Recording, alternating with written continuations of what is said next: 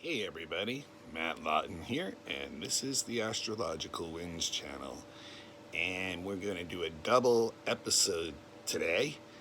First, we're going to look quickly at the monthly forecast for June, and then we are going to look at the first week of June.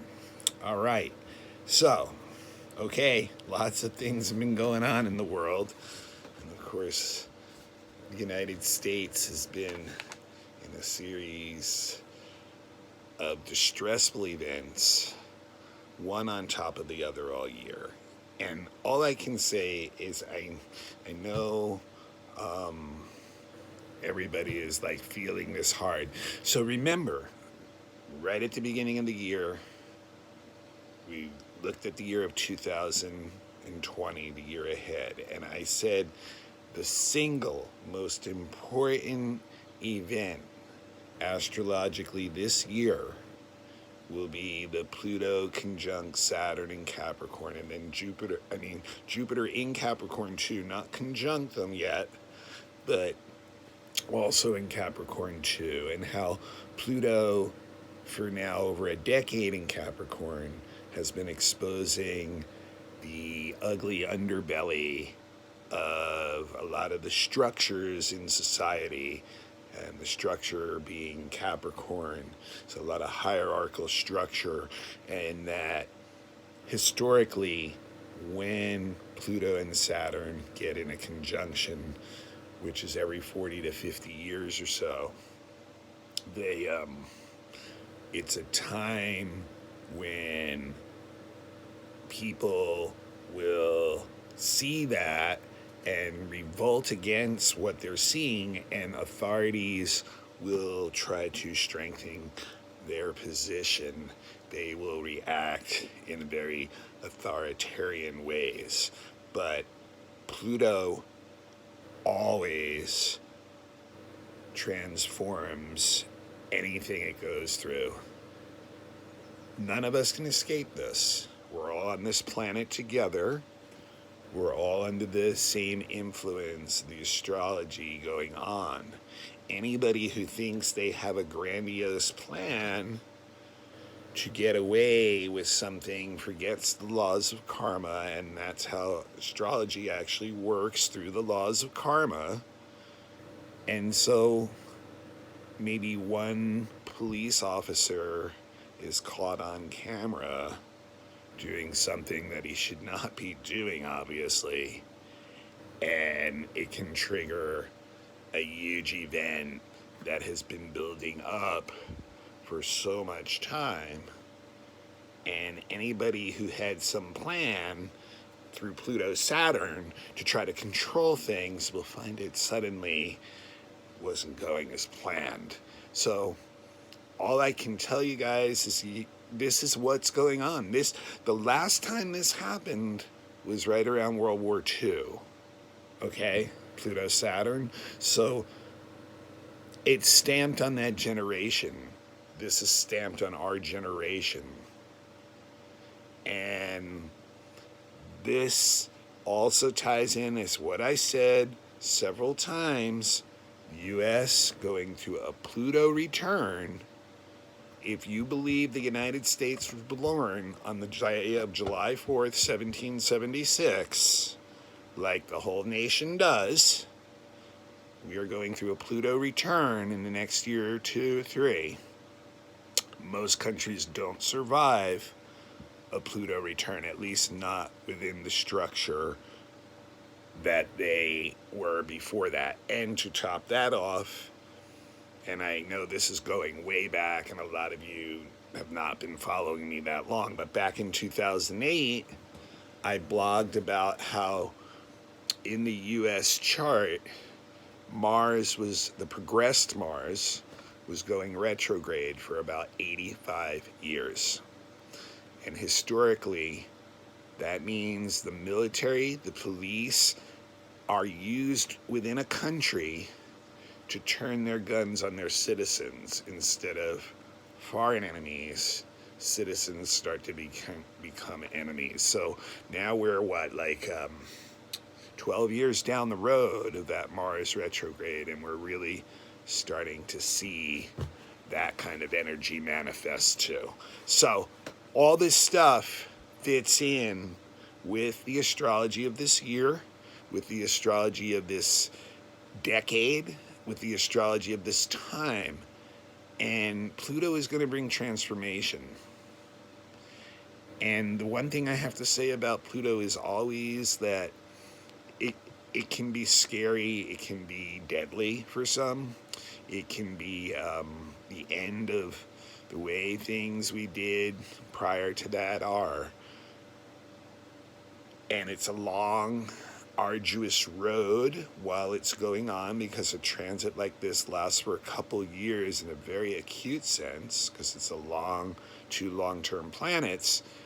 But when you come out on the other side of a Pluto return, you will never want to go back to the way it was before that. So remember that over these next couple years, no matter what's happening, it's a change that's necessary.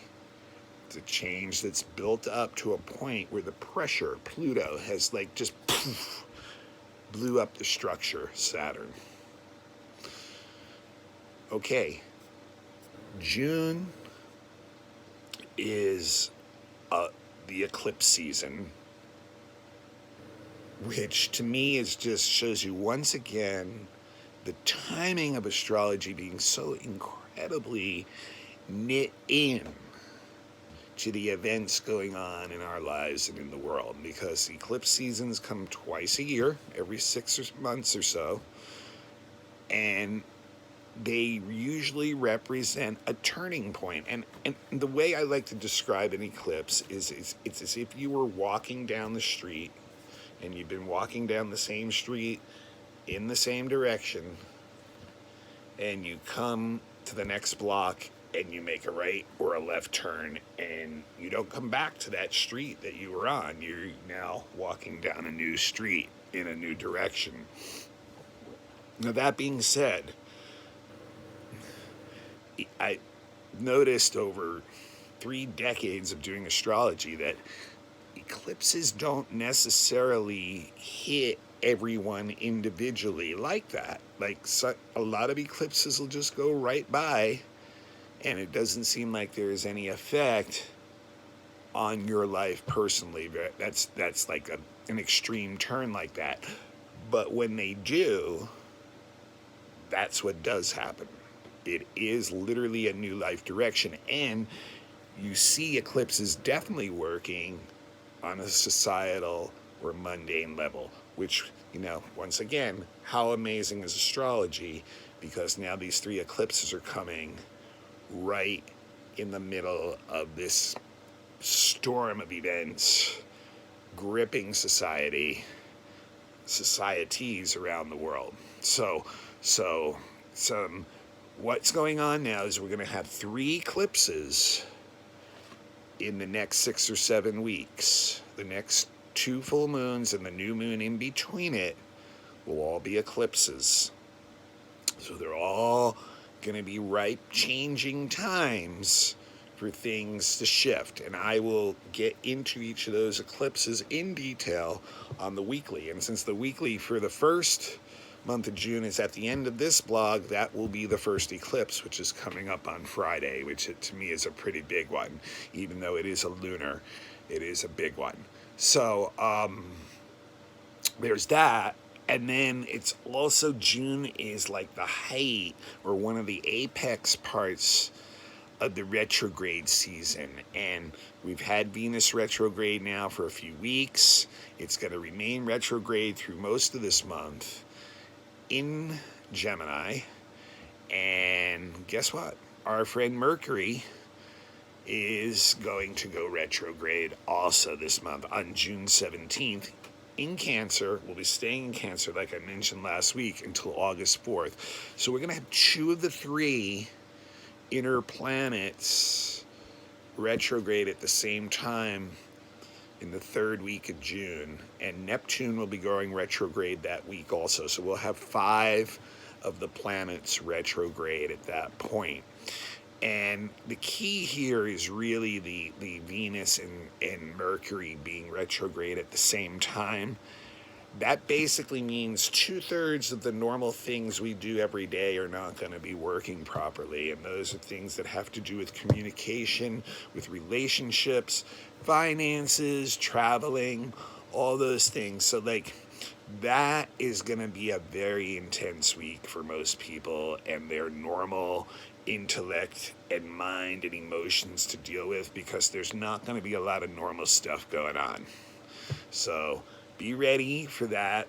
And the other couple things that are interesting about June is Mars will be going into Aries. I think it's on the 22nd, which is the sign it rules, which, where it has its most strength. Unfortunately, with Mars, that strength lies a lot of times in like individual, egotistical, aggressive actions. And when it's in Aries, that's when its warrior archetype can really come out. And of course, unfortunately, the negative side of that is when authoritarian type people are using like military, police, etc., to try to enforce their authority, their power, their law, their rules. So like, the higher energy of Mars and Aries is I'm here to protect the people. So we've seen a lot of already law enforcement and military people saying that they will not turn on the people of the United States, that they will not commit acts of violence. And meanwhile, there are other ones that are. So, this energy is really going to be inflated. And it's interesting to note, too, on an astronomical level, Mars is going to be rising at about 2 in the morning these days, and it is getting really bright in magnitude. And so that means in the old astrologers, old astrologers of the ancient days, when they would see Mars get bright like that, they always knew that was a troublesome sign as far as society getting into like some kind of like unrest, like a war or a leader being killed, or riots against the leader, things like that. So this is like, once again, just amazingly ripe timing on that. Venus will go direct on the 25th of June and start to break up that retrograde season. But remember, it'll take a long time. It'll be in its shadow and in Gemini still for weeks. And so, like, it's not going to be an instantaneous, like, all my relationships start going better. So yeah, that's the month of June. And, of course, June was named after Juno, or Hera, which is the queen of heaven. So it's the month that was traditionally the month of marriages and ruled like the archetype of the partner or wife or like soulmate type of energy. All right, now, this week, once again, astrology tells a story, and we've sure got a story going on right now socially. Between the coronavirus, between leadership that doesn't really seem to exist on a federal level anymore, and now, a country full of social unrest based on the karma of the racism that exists underneath the structure. That's what Pluto's showing us. This Pluto-Saturn showing us how racism is built into the structure of the United States. And how could it not be? How could it not be? The wealth of this country was made initially on the back of slavery, on the back of black people. And so we can't deny the story that's going on here. And here now we're going into eclipse season, and this week we have our first eclipse. So this one is going to be it's a lunar eclipse, full moon in Sagittarius at 16 degrees. So if you have anything in the 16 degree range in your chart, it's going to light up from this eclipse. And not only do we have the eclipse, so it's a full moon, sun opposite moon, And the sun and Venus are conjunct right now, so the moon is actually opposite Venus too. And believe it or not, to top it all off, it's in a T-square. Both the moon and the sun Venus are both squaring Mars in Pisces. So, this eclipse is just tense. Creative energy that is just ready to explode out.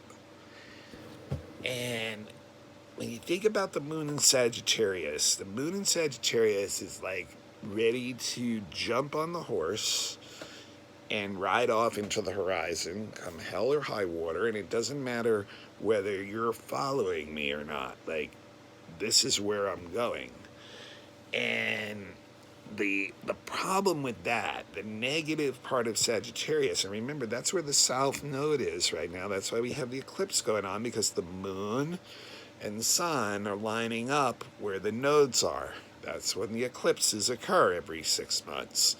So here we are seeing the negative side of Sagittarius right in front of us. Of basically, if you want to look at the negative side of Sagittarius, and what you can picture is the preacher who is pushing his message onto others without regard for their opinions, without regard for their views, and will do anything to coerce that person into believing their way of looking at things. So that's the really negative side of Sagittarius. And when those people are rejected like that, they will actually go to war. They will draw the bow and arrow of Sagittarius and actually go to war over what they believe. So that's, really what we have a situation going on here. And then to make it so much worse, really, is the square to Mars in Pisces, because that just feeds that whole religious or fanatical way of looking at your value system as being the only one that's right, and creating an us versus them situation. Pisces, the two fish are connected at the tail, but they're swimming away from one another. They don't realize that they're connected at the tail, and then Pisces can fall into that, as I've said many times before, that Dionysian myth of like you're either with us or against us. So when Mars is there,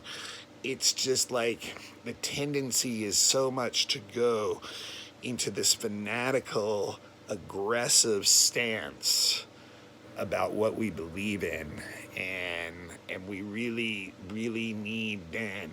This is where we need Gemini to come in and be like, well, wait a minute. There's an awful lot of information that's being spewed out by all these people who are trying to push us in all these different directions, but we really need to calm the emotions down, to look at the information in a objective manner, to figure out what is actually truth and what is not truth, and to remember that we need the other. We can't be like Sagittarius, where our negative side needing the other because we're trying to fortify our own belief system, because maybe we don't really believe in it as much as we actually think we do. And if others don't back it up, all of a sudden we don't have much faith anymore. And Gemini is more like, no, you need the other to bounce. The twins, you need the other to bounce these ideas off of this duality that we live in, and to figure out what is the right path for you and us to go to disassociate somewhat with the emotional part of that. And the thing about Sagittarius is, if it can do that, it's like the Pegasus rising, the winged horse of creative, intellectual energy bringing you and society to a new horizon together, and just opening up like avenues of creativity that you never even dreamed were possible before that. So just like powerful eclipse, and if you have any planets like that are in that zone, they're gonna, like, just like Mars is in this eclipse, it's gonna influence it in your chart. So look where the 16 degrees is of Sag and Gemini in your chart, and that's going to show you the houses that the eclipse, the axis of the houses it's falling over. Normally this is really interesting too, because like Sagittarius rules like values, foreigners, different countries, laws, religion, all those things that are like such a sore point right now in society. And the South Node there is like, this is the stuff we really need to start to move away from and redefine it. Like, find, a new way of doing this stuff. So it's just like, wow, like, there's such a danger with that Mars and Pisces of like people just following like blindly their Sagittarian leaders and actually creating more separation and dichotomy, instead of like what Pisces really wants to do is merge things together like on a higher level. So and Sagittarius wants to show people like what's possible together like on a higher level. But right now we just kind of seemingly really need to like focus on that Gemini energy instead. And that Gemini energy is like, no, you need to focus on the local level. You need to pass information between you and your neighbors and the people around you, and the people locally have to take charge of their situations. They can't allow like this Sagittarian leader to be the one doing that, or this the negative Sagittarian energy within us to be doing that. So yeah, like it's just amazing the potential that's there, but like the potential, but it's easy to fall into that avenue that you've mainly been going down, that can start to like really go to that negative zone. So the Sun is with Venus too, and they will actually be conjunct one another this week. It's the inferior conjunction of Venus and the Sun this week. And that just really, to me, like, normally the Sun and Venus together is really, brings people together, and it's a really sweet thing. And I think maybe right now, when it's Venus retrograde, that can be one of those heightened periods that's really sensitive with relationships that are slippery. Like I said, those are the ones that get affected most by Venus retrograde. I've been saying that for several weeks now. So this is one of those key weeks where relationships that are like kind of on thin ice can really just disappear or separate or be done. Or the Sun Venus could also be used in Gemini for people who have similar ideas and relationships to pull together and bring that all out together. So really the other two main aspects of the week are two of the ones that are tied in with the eclipse. Venus is square Mars. Venus retrograde square Mars on Tuesday, and the Sun is square Mars on Saturday. So basically this whole week is that energy of this full moon eclipse. And there is one other really positive aspect too. Mercury is sextile Uranus, which means like new experiences, new encounters, new people, new information is really going to fire us up and get us excited this week. And new ways of connecting, we're going to be pulled out of our routine. So, I mean, this is just like some really, really, really interesting stuff going on. Now, astronomically, remember, Venus disappeared from the night sky this past week. It's conjunct the sun, so we can't see it anymore. And by the end of the month, actually about 3 weeks into June, it'll start to become a morning star. So, and it'll be a morning star the rest of the year. So early in the morning, you'll start to see Venus near the moon late in the month. And like I said, Mars is getting really bright around, and comes up around 2 o'clock, and Saturn and Jupiter follow it. They're like a string of 3 across the sky. So yeah, the season of the eclipses has started. The season of retrograde is hitting an apex, and this week in particular, this eclipse, when the square to Mars, is going to be some really, really intense energy.